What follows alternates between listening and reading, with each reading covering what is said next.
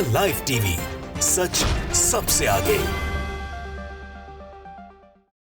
नमस्कार, मैं हूं रंजीत झा और आप देख रहे हैं द लाइव टीवी। क्या चुनाव आयोग ने बीजेपी के खाते में 100 सीटें बढ़ा दी हैं? सोशल मीडिया पर ऐसे नैरेटिव भी गढ़े जा रहे हैं और इसको लेकर कुछ पॉइंट्स भी बताए जा रहे हैं। किसी ने टाइम्स ऑफ इंडिया की रिपोर्ट साझा कर ली है, तो किसी ने कुछ ग्राफिक्स दिखाकर यह समझाने की कोशिश की है कि बीजेपी के जो 100 सीटें हैं जिस पर उनको जीत मिली है, वहाँ हार जीत का फासला 1000 वोटों का है, 500 वोटों का है। लेकिन इसको लेकर फैक्ट चेक भी किया गया है कि इस दावे में कितना दम है। अब इस रिपोर्ट में आज हम समझेंगे क्या वाकई में बीजेपी को 100 सीटें चुनाव आयोग ने बढ़ा दिए हैं, और जो तर्क दिए जा रहे हैं उस तर्क को क्या आप रिलेट कर पाएंगे।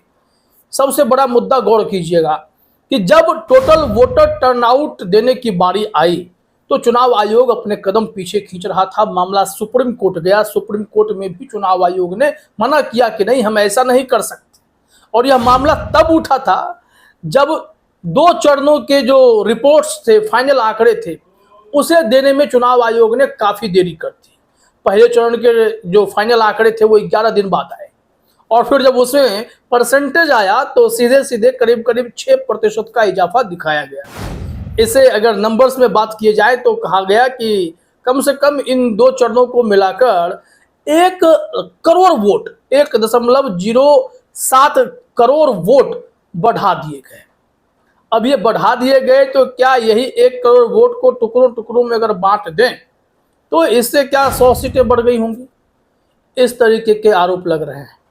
सबसे पहले तो उस ट्वीट को ही देख लेते हैं कि क्या आरोप लगाए जा रहे हैं, फिर रिपोर्ट में आएंगे और जो फैक्ट चेक हुआ है उसके बाद हम वो फैक्ट चेक भी दिखा देंगे आपको कि ऐसे आरोप में चुनाव आयोग को घसीटा जाना क्या चुनाव के बाद भी एक जरूरी मुद्दा है।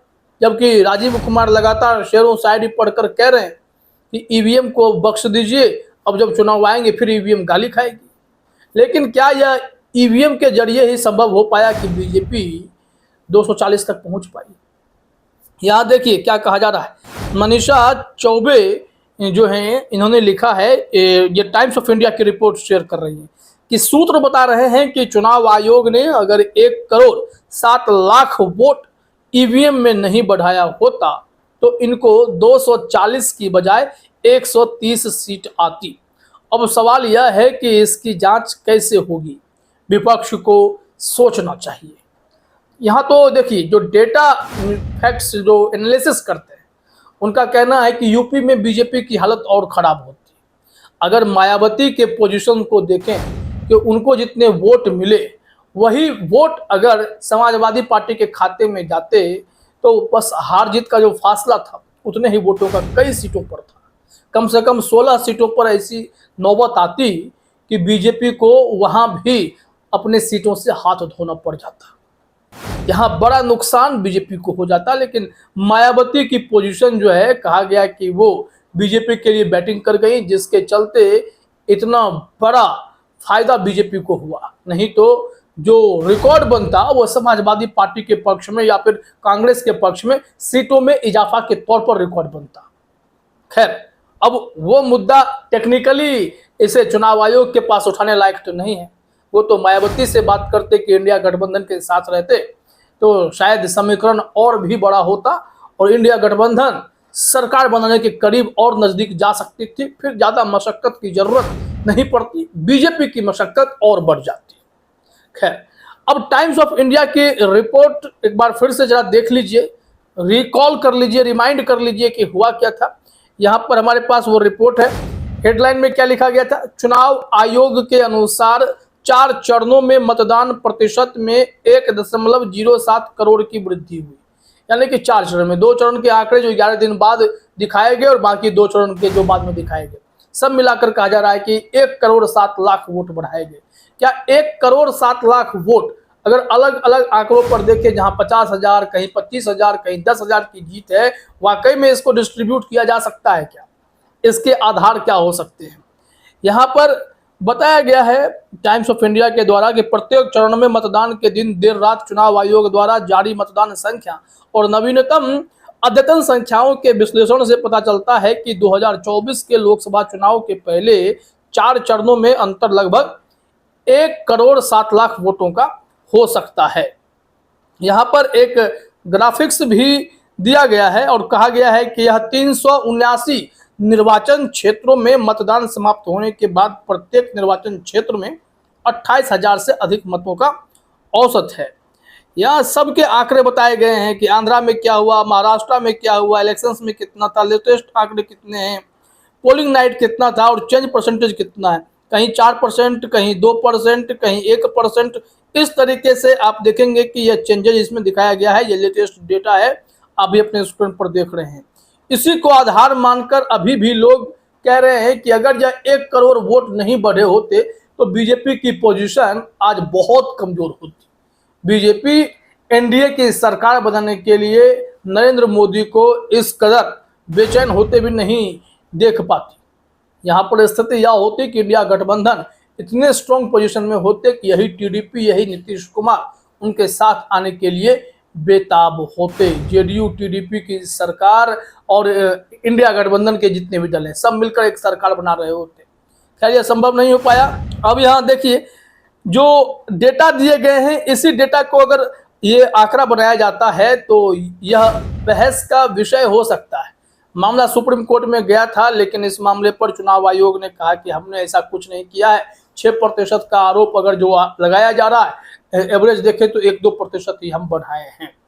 वैसे देखा जा रहा है कि कहीं 4%, कहीं 2%, कहीं 1.5% है। अब एवरेज आप निकालते रहिए, लेकिन इसके इतर सीधे आ जाइए आप क्या कहा जा रहा है एबीपी न्यूज की रिपोर्ट पर। और इस रिपोर्ट में पोल खुल सकती है। जो लोग दावा कर रहे हैं कि 1000 वोट का मार्जिन जो था यही 1 करोड़ वोट के डिस्ट्रीब्यूशन का एक रिकॉर्ड हो सकता है, लेकिन नहीं। यहाँ एबीपी न्यूज ने लिखा है बीजेपी ने 1000 से कम वोटों के अंतर से नहीं जीती 100+ लोकसभा सीटें। हर जगह ऐसा रिकॉर्ड नहीं है। 1587 वोट का बताया जा रहा है कि लोएस्ट जो डिफरेंसेज है विनिंग और लूजिंग कैंडिडेट के बीच में, वो 1500 वोट का है। तो 1000 वोट वाला सिस्टम जो है वो उतना चलेगा नहीं। इन्होंने फैक्ट चेक में कहा है कि यह असत्य है। क्या दावा किया गया कि 2024 के लोकसभा चुनाव के नतीजे घोषित होने के बाद सोशल मीडिया पर दावा किया जा रहा है कि भारतीय जनता पार्टी ने 500 से कम वोटों के अंतर से 30 सीटें और 1000 से कम वोटों के अंतर से 100 से ज्यादा सीटें जीती हैं।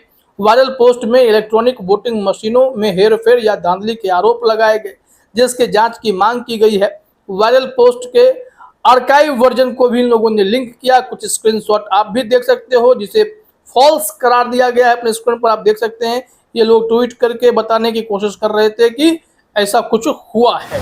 अब यहाँ बीजेपी ने 240 सीटें जीती हैं, ये तो हर कोई जानता है। चुनाव आयोग का डेटा इन लोगों ने निकाला और फैक्ट चेक करना शुरू किया। अब सच्चाई बताई गई है, जरा देखिए अपने स्क्रीन पर कि हमने भारत के चुनाव आयोग की वेबसाइट पर आधिकारिक डेटा का विश्लेषण किया और पाया कि बीजेपी के किसी भी उम्मीदवार ने 2024 के लोकसभा चुनाव में 500 से कम वोट या 1000 से कम वोटों के अंतर से जीत हासिल नहीं की, जैसा कि दावा किया जा रहा है। और जो एक्चुअल में डेटा है वो क्या कहा जा रहा है, देखिए 1500-1600 का आंकड़ा है। यहाँ साफ लिखा हुआ है कि बीजेपी की जीत का सबसे कम अंतर ओडिशा के जाजपुर में रहा, जहां बीजेपी के रविंद्र नारायण बेहरा ने 1587 वोटों के अंतर से लोकसभा सीट जीती। बेहरा को 5,34,000 से अधिक वोट प्राप्त हुए थे। वहीं बीजू जनता दल की शर्मिष्ठा सेठी को हराया, जिन्हें 5,32,652 वोट प्राप्त हुए थे। इसी तरीके से कुछ उम्मीदवार और हैं, उनके आंकड़े दिखाए गए। अब इससे यह पता चल रहा है, निर्णय यह आया है कि जो यह दावा किया गया उस दावे में उतना दम नहीं है।